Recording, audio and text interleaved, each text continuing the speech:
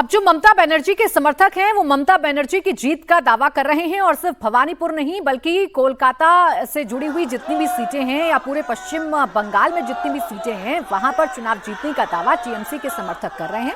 लेकिन इस बार बीजेपी ने अपनी पूरी ताकत झोंक दी है। 3 से 77 सीट पर आने वाली भारतीय जनता पार्टी इस बार अपने स्कोर बोर्ड को बढ़ाना चाहती है और बीजेपी को इस बार ऐसा लग रहा है कि करो या मरो की स्थिति है।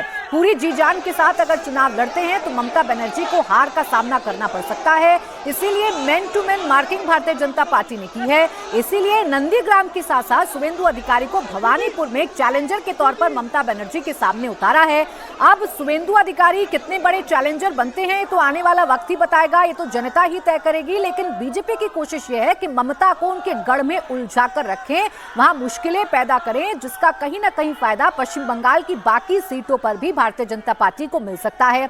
इस बार का चुनाव बीजेपी पूरी तरीके से हिंदुत्व के पिच पर उतरकर लड़ रही है। यही वजह है कि ममता बनर्जी भी बार बार उनके इस नैरेटिव को काउंटर करने की कोशिश करती हैं और इस बार ममता बनर्जी के सामने मुश्किलें हैं। इसीलिए ममता बनर्जी हो या उनके भतीजे अभिषेक बनर्जी हर एक ऐसे मुद्दे को हवा देने की कोशिश कर रहे हैं जो जनता के सेंटीमेंट से जुड़े हैं, चाहे फिर पाकिस्तान की चर्चा करना हो, चाहे फिर भारतीय जनता पार्टी के नाम पर पश्चिम बंगाल के लोगों को डराना हो। मनीष भट्टाचार्य भवानीपुर से इस वक्त सीधा हमारे साथ जुड़ गए, उनके पास हम चलेंगे। मनीष, आप मुझे बताइए, शुभेंदु अधिकारी को एक चैलेंजर के तौर पर भवानीपुर में उतार तो दिया है भारतीय जनता पार्टी ने, लेकिन क्या शुभेंदु अधिकारी ममता के सामने चैलेंजर बन पाएंगे या उनके लिए मुश्किलें खड़ी कर पाएंगे?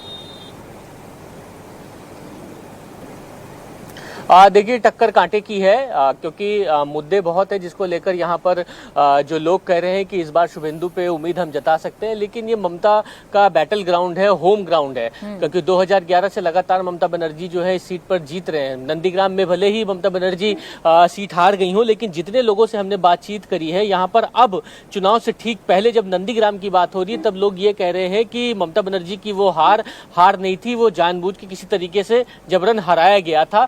इस तरीके का एक नैरेटिव बनाने की कोशिश की गई है। नंदीग्राम से लेकर भवानीपुर में चीजें भले बदल गई हो, लेकिन भवानीपुर के लोग ये मानते हैं कि ममता बनर्जी ने विकास किया है और शुभेंदु जब घूम के यहाँ पे हिंदी भाषी लोगों के पास जाते हैं तब यहाँ पर भय और इस तरीके की जो बातें हो रही है कि वातावरण में भय है, यहाँ पे टीएमसी के जो लोग हैं उनका जो गुंडागर्दी है, इस तरीके की चीजों पर भी लोग सोच रहे हैं, तो एक बदलाव की बात भी उठ रही है। लेकिन ये टक्कर बहुत कांटे की है। लोग ये मानते हैं कि भवानीपुर में एक तरफ विकास की बात हो रही है, एक तरफ जो गुंडागर्दी और भय का माहौल है उसकी बात हो रही है। इस बीच में चुनना अभी थोड़ा बहुत मुश्किल है, लेकिन हाँ, पश्चिम बंगाल की सबसे ये हॉट सीट बनी हुई है और इस पर ममता बनर्जी का आज जो शक्ति प्रदर्शन है वो कमोबेश इस बात को इंगित करता है। एसआईआर के जरिए जितने वोटर्स के कट जाने की खबर भवानीपुर में मिल रही है, क्या वो वोटर्स की फैक्टर हो सकते हैं इन चुनावों में? क्या उन वोटर्स की वजह से ममता बनर्जी को नुकसान उठाना पड़ सकता है?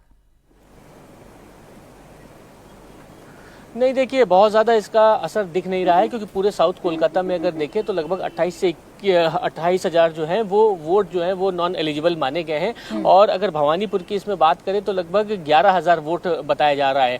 लोगों का ये कहना है इसका बहुत ज़्यादा असर देखने को नहीं मिलेगा क्योंकि ममता बनर्जी तो खुद घूम ही रही है भवानीपुर में और ममता बनर्जी के जो पूरे कैबिनेट है, यानी जो उनके तमाम मंत्री, स्पेशली फिरहाद हकीम, उनका पूरा परिवार यहाँ पूरे इलाके में मोर्चा संभाल के रखा हुआ है। आज भी जो नॉमिनेशन में लोग आए थे उन्होंने कहा है कि ये ममता बनर्जी का घर है, यहाँ से तो फिलहाल हम ममता बनर्जी को हारने नहीं देंगे। कुल मिला के लोकप्रियता ममता बनर्जी की बहुत ज्यादा कम होती नहीं दिखाई दे रही। मनीष, अगर बीजेपी ने तैयारी की है ममता को उनके गढ़ में घेरने की, तो ममता ने भी तैयारी की है अपने गढ़ को बचाए रखने के लिए। इसलिए तमाम जो शीर्ष नेतृत्व है उसे भवानीपुर में ममता बनर्जी ने उतार दिया है। शुक्रिया आपका मनीष तमाम जानकारी के लिए।